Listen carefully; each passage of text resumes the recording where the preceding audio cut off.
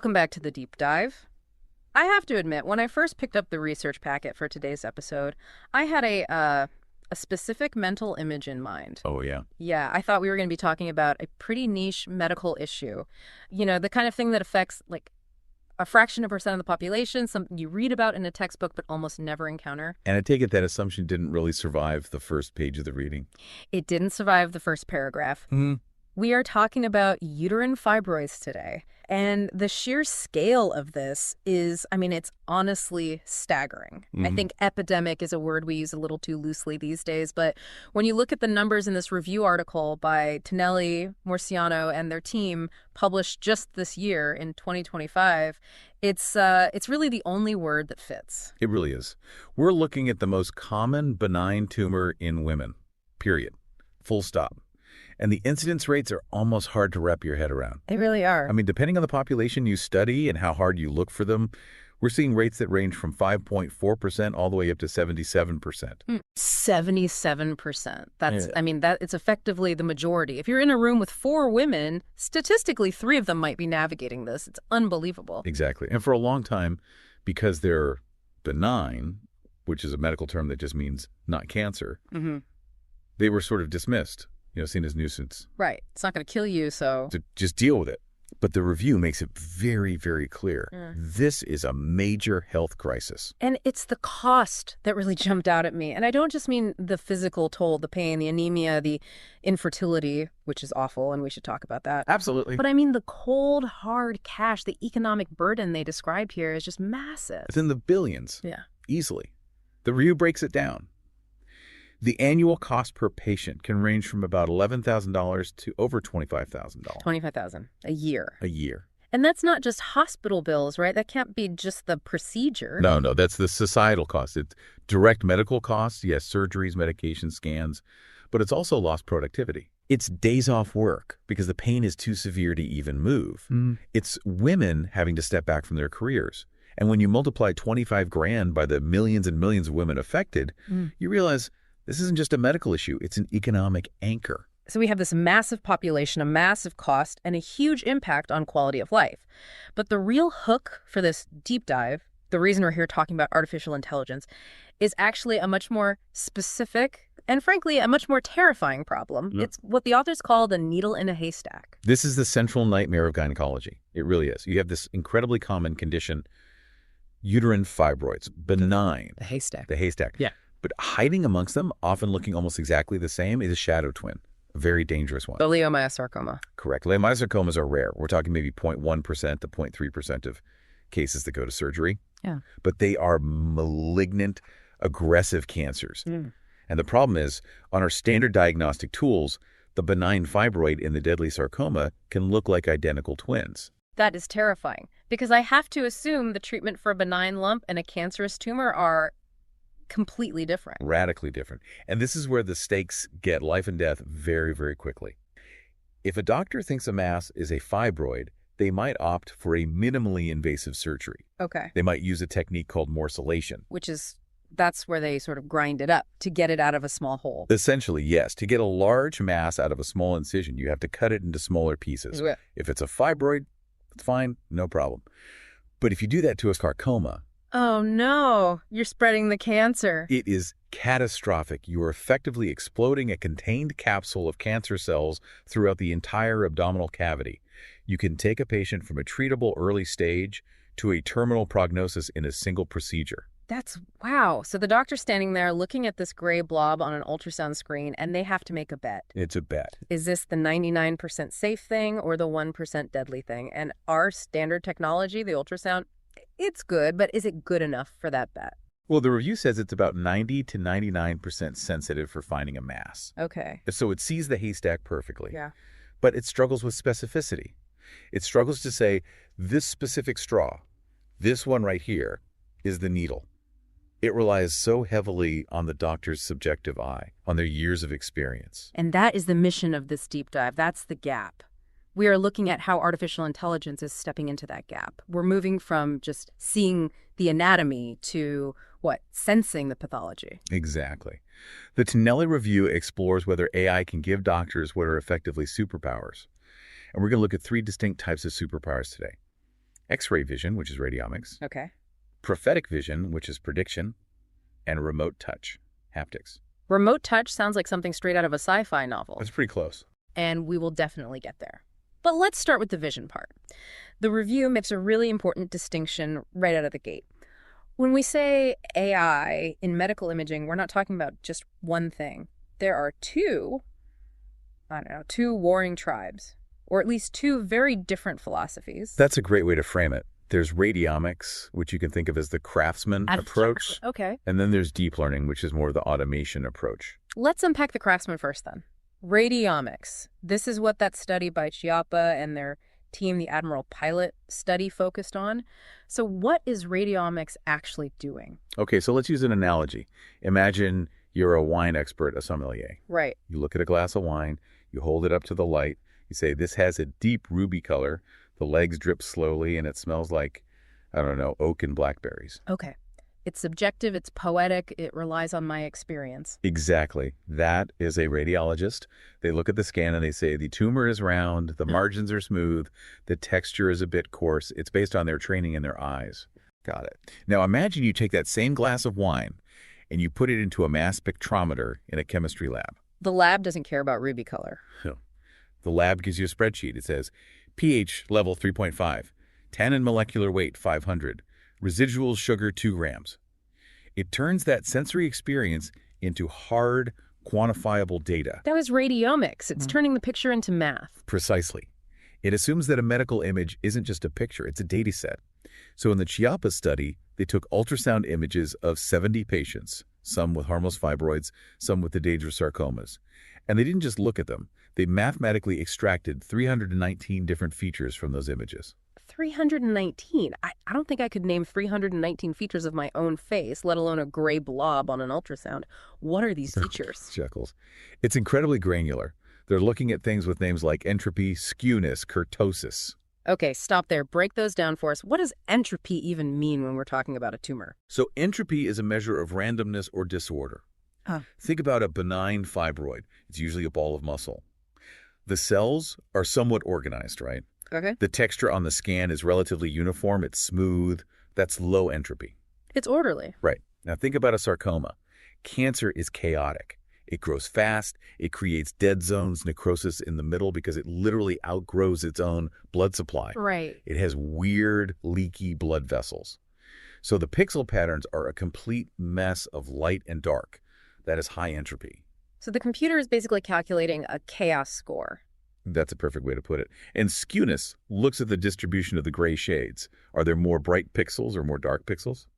Kurtosis looks at the sharpness of that distribution, the peakiness of the data. These are all statistical measures that the human eye simply cannot calculate. You can't look at a picture and go, that looks like a kurtosis of 2.4. Right. So Chiappa's team extracts these 319 mathematical features. Then what do they do with them? Then they use machine learning to sift through them all. They basically ask the algorithm, okay, of these 319 numbers, which of them actually helps us tell the difference? Find the signal in the noise. Exactly. They narrowed it down to 308 stable features. And using those, they built a model that could differentiate the deadly sarcoma from the benign fibroid with 85% accuracy. 85%? That's pretty solid. It's not 100%, but for such a difficult diagnosis, that seems significant. It is very significant. But the real value of the craftsman approach of radiomics is that it is explainable. It shows its work. It shows its work. If the model flags something and says, this looks like cancer, we can look at the data and say, it's because the entropy score is off the charts and the kurtosis is high. We know why the decision was made. Which gives doctors confidence. A lot of confidence. But there is a catch. The craftsman approach is slow. It's labor intensive. Because someone has to sit there and trace the tumor on the screen. Yes.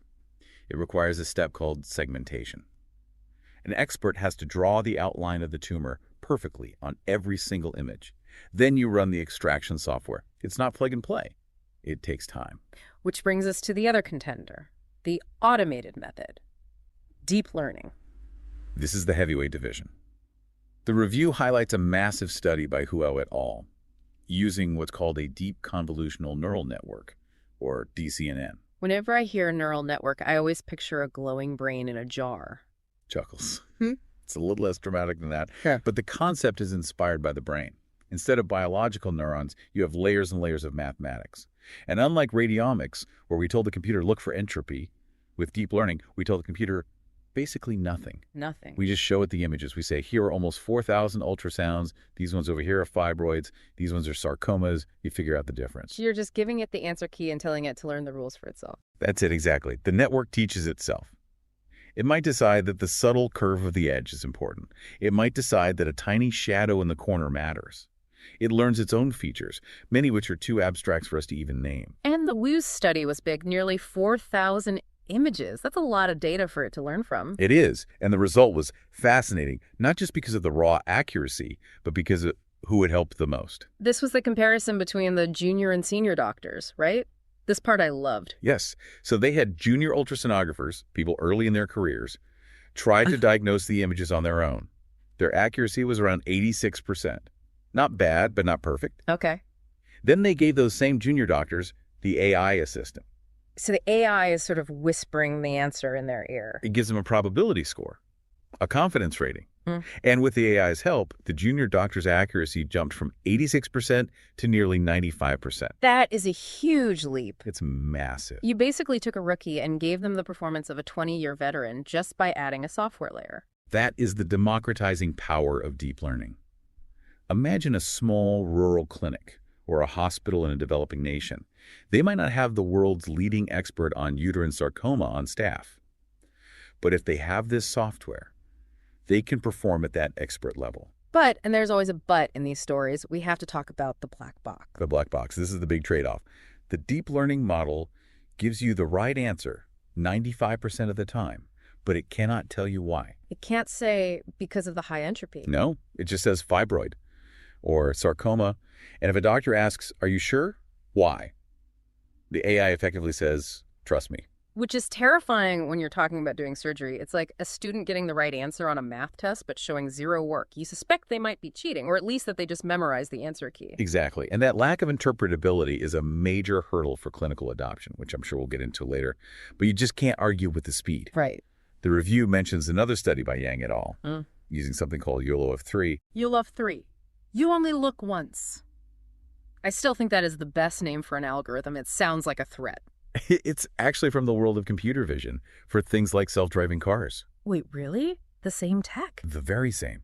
Think about a self-driving car. It has to spot a pedestrian, a stop sign, and a dog, all in milliseconds.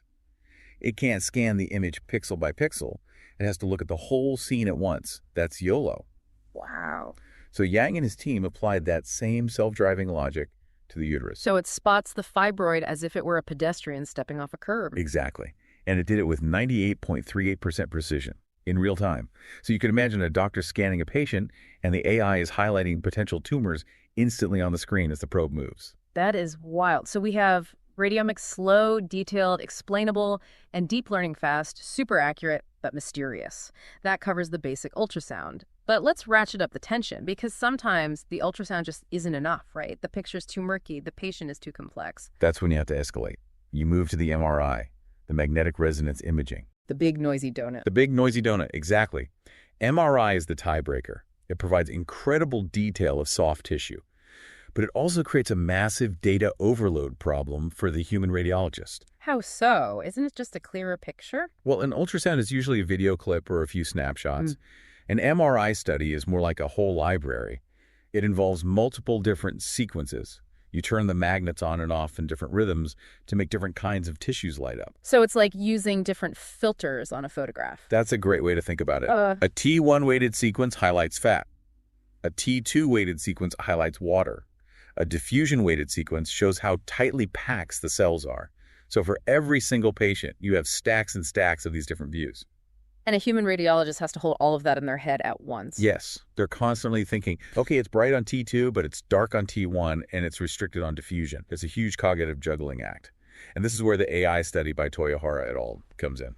They used a deep neural network, but they didn't just feed it one picture at a time. No, they fed it the whole library. 15 different MRI sequences for each patient. They used an architecture called MobileNet V2. MobileNet, wasn't that originally designed for phones? It was. That's what's so cool about it. It's designed to be lightweight and efficient, so it can run on smaller processors. But Toyohara's team proved it was powerful enough to integrate all 15 of those layers of complex medical data. And what was the result? How did it do? It achieved 90.3% accuracy. But the number that really matters here is the specificity, 91.7%. Remind us again, specificity is the ability to confidently say no. It's the ability to look at a weird, ugly-looking fibroid and say, that is not cancer. And that is absolutely crucial because it prevents women from getting unnecessary radical surgeries based on a false alarm. And how did that compare to the human experts? It was comparable to, and in some metrics like sensitivity, even better than board-certified radiologists. So again, the machine is matching or even beating the expert eye. But there was another MRI study in the review that I found even more fascinating. Because up until now, we've been talking about looking at the shape of things, the anatomy. But this study by Malik et al., it looked at the flow. The perfusion angle. This is brilliant. This is where we stop looking at a static picture and start watching a movie. And this involves injecting a contrast dye, right? Yes. You inject a gadolinium-based dye into the patient's vein, and then you take a rapid series of MRIs to watch how that dye flows into the uterus and into the tumor. It's like watching traffic flow into a city on a time-lapse camera. That is the perfect analogy. Now think about the biology. A benign fibroid has blood vessels, but they're usually somewhat organized. The dye washes in, the dye washes out. It's a regular traffic pattern. Okay, that makes sense. Now think about a sarcoma. It's a monster.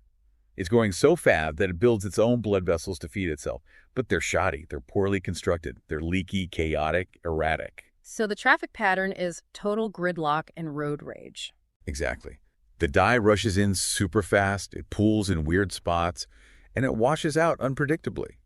Malik's team used AI, specifically a decision tree model, to analyze these time intensity curves, basically the graph of the blood flow over time. And what did the AI find? What was the tell? It found that no single parameter was a smoking gun. You couldn't just say fast wash-in equals cancer. It was too noisy, too much overlap. Right. But when the AI looked at the combination of factors, the wash-in rate plus the peak intensity plus the area under the curve, it achieved 100% sensitivity. 100%. In medicine, that number usually doesn't exist. In their sample size, which was small, we have to admit it didn't miss a single cancer. It shows that there are patterns in the dynamics of biology, the timing of the blood flow, that the human brain is just too slow to calculate. We can't look at a video and compute the slope of the curve in our heads. The computer can do it instantly. So we've used AI to look at texture with radiomics. We've used it to process massive MRI libraries. We've used it to analyze the physics of blood flow. These are all different kinds of eyes. Yes, exactly. But surgery isn't just about seeing. It's about touching. And this next section of the review felt like we were stepping onto the bridge of a starship. We are talking about haptics. This is one of the most futuristic frontiers in surgery. And to understand why this matters so much, we have to talk about robots. The Da Vinci surgical systems. Exactly. Robot-assisted surgery is amazing in many ways. The surgeon sits at a console across the room, looking into these incredible 3D goggles, manipulating little joysticks. The robot arms are inside the patient. It eliminates hand tremors. It allows for tiny, precise incisions. But there's a trade-off. There's always a trade-off. The trade-off is that you are numb. You are floating in space. You can see the tissue perfectly, but you can't feel it. You have lost all tactile feedback. And for fibroids, why is feeling so important? Because stiffness is the tell. It's the key characteristic. The review gives us the numbers. A fibroid is hard. Its stiffness is about 0.38 newtons per millimeter. Which is that hard? Give me a comparison. Well, compared to the normal uterine muscle around it, which is about 0.07. Yes. It's like feeling a marble inside a pillow. If you were doing open surgery with your own hands, you'd just poke the uterus and go, oh, there's the lump. But with the robot, you're poking it with a metal stick and you feel nothing different in your own fingers. You have to rely entirely on visual cues like, oh, I poked it and it didn't dent, so I guess it must be hard. Which is mentally exhausting and much less accurate. So, enter the WFYD, the wearable fabric yielding display. Fabric yielding display. That sounds like something from a high-fashion runway, not an operating room. What is it? Chuckles. It's a study by Doria et al. Imagine a little thimble that fits over the surgeon's fingertip, the actual finger they are using to move the joystick at the console. And it's made of this special fabric loop that's connected to tiny motors. Okay. I'm picturing it, a little high-tech thimble. So as the robot arm inside the patient presses against tissue, sensors on the robot's tip detect the resistance. It says, ooh, this is hard. It sends a signal back to the thimble. and the motors pull the fabric tight around the surgeon's finger. It squeezes your finger. It squeezes. The harder the tissue, the tighter the squeeze. It simulates the physical sensation of pressing against something solid. That is genius. It's tricking the surgeon's brain into thinking it's actually touching the patient. It is bridging the digital-physical gap. It's restoring a lost sense. Oh. And they tested this. Surgeons using this WFYD achieved nearly 75% accuracy in locating hidden fibroids. Hidden ones. Ones that you can't see on the surface. They're deep inside the muscle. You have to feel for them. Wow. And that 75% accuracy was statistically comparable to direct manual palpation. That is, actually touching the tissue with your own hands. So the robot finger is effectively as good as the human finger now? Effectively, yes. And think about the safety implications. If you can feel the tumor precisely, you don't have to dig around unnecessarily. You make smaller cuts. You preserve more healthy tissue. It makes the whole procedure safer and more intuitive. I love that. It really shows that AI and robotics aren't just about crunching data. They're about extending the human body and our senses. Absolutely. Okay, so we found the fibroid, we felt it, now we have to treat it. And the review splits this into two main paths. Cutting it out, which is surgery, and burning it out, which is HIFU. Let's look at the cutting first, a myomectomy. The goal here is to remove the fibroid, but leave the uterus intact so the woman can still have children. This requires extreme precision. You need to find what's called the pseudocapsule. The orange peel. That's the perfect analogy. The fibroid is the fruit, the healthy uterus is the rest of the orange. And there is a very thin avascular layer, the pseudocapsule, that separates them. It's the pith. Right. If you cut along that line, there's very little bleeding. It peels right out. If you cut into the muscle, it's a bloody mess. But inside the body, I imagine everything is red and pink and covered in blood. How on earth do you see a thin white layer? It's very, very hard. So Turek et al. Used a fully convolutional neural network, another deep learning model, to analyze the video feed from the endoscope in real time. So this is live video analysis during the surgery. Live, 25 frames per second. The AI segments the image. It digitally paints the fibroid one color, say white, and the healthy muscle another color, black, and it highlights the boundary between them. It's augmented reality. It's like the yellow first down line in football, but for surgery. Cut here. That's exactly what it is.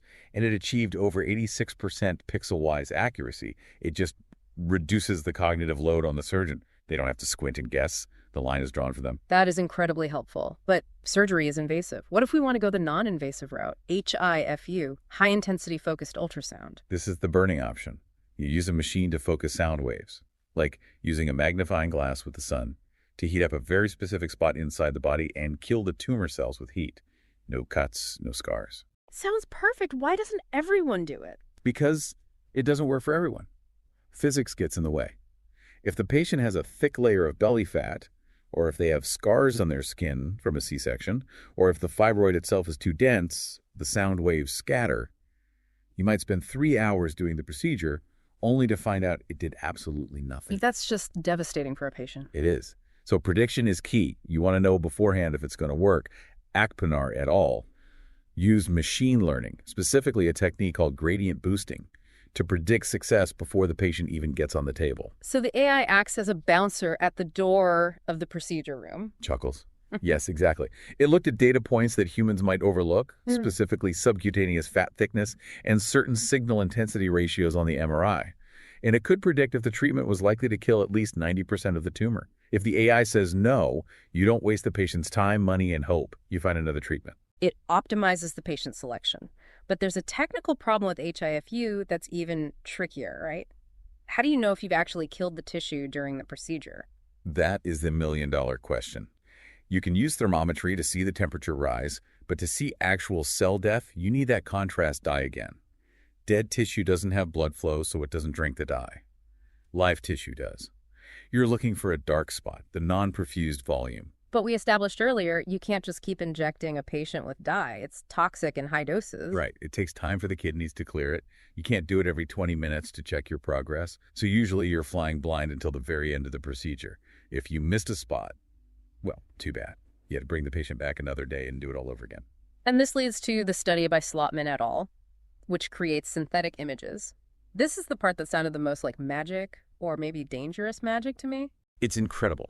It relies on deep learning to generate images that don't exist.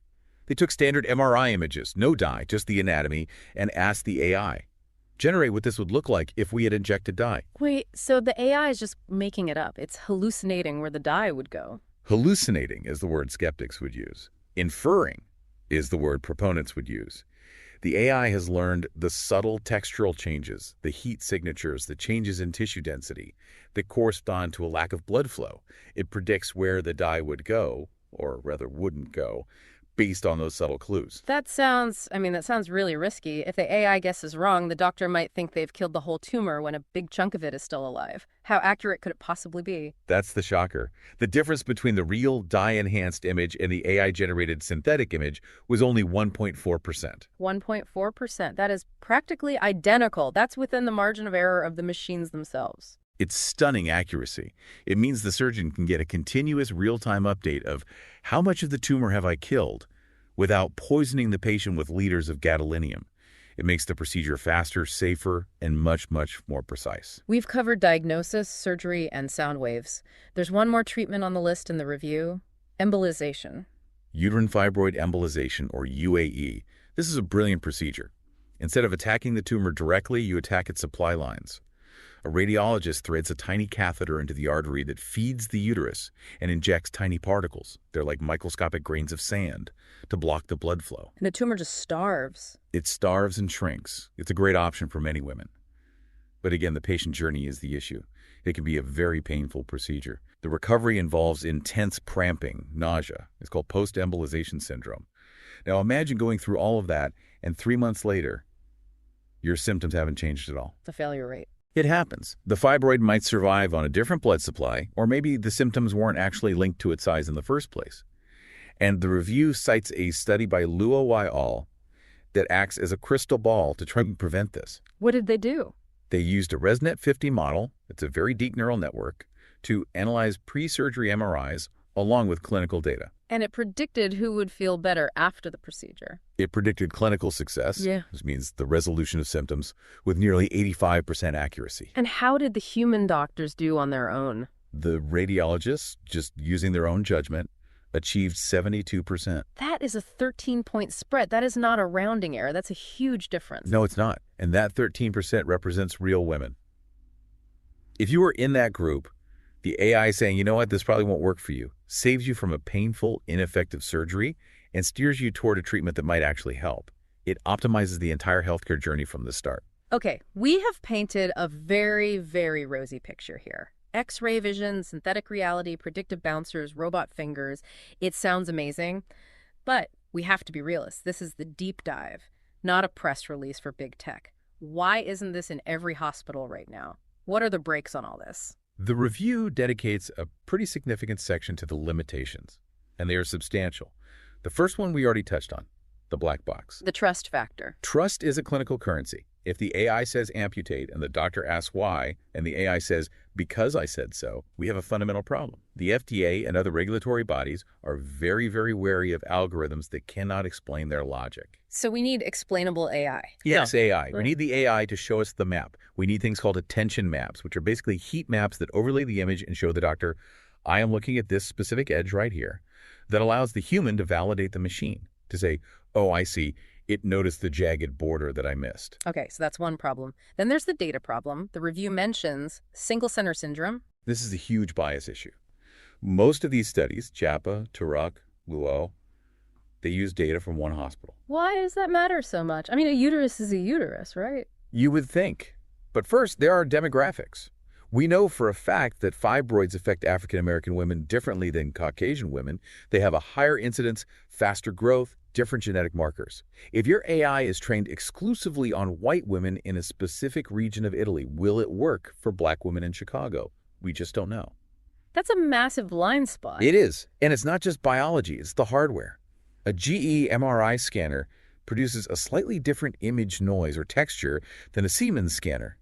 If the AI accidentally learns the background noise of the GE machine instead of the actual tumor features, and you move it to a hospital that only uses Siemens machine, it breaks. It fails completely. It's brittle. We need external validation. We need to test these models on data they have never, ever seen before from hospitals on the other side of the world to prove that they are robust and generalizable. And the last big limitation they mention is the imbalance, the unicorn problem. The unicorn problem. Sarcomas are rare, right? So if you have a data set with 1,000 fibroids and only one sarcoma, the AI can achieve 99.9% accuracy by just guessing fibroid every single time. It learns to cheat. It cheats. It learns that fibroid is always the safe bet.